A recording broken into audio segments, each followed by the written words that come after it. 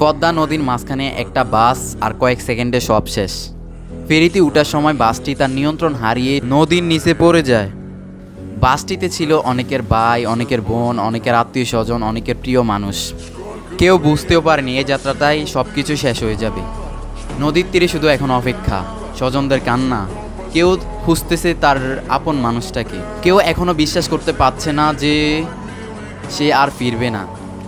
বাংলাদেশের রাস্তায় সবচেয়ে বেশি দরকার সেই জিনিসটা হচ্ছে দায়িত্ব আর সচেতনা। কারণ একটা ড্রাইভারের ছোট্ট একটা ভুল অনেক মানুষের জীবন কেড়ে নেয়, ঠিক এই ঘটনার মতো। তাই স্টিয়ারিং ধরার আগে মনে রেখো, তোমার হাতে একটা গাড়ি না, অনেক মানুষের জীবন। ড্রাইভিং শুধু একটা স্কেল নয়, এটা হচ্ছে একটা দায়িত্ব।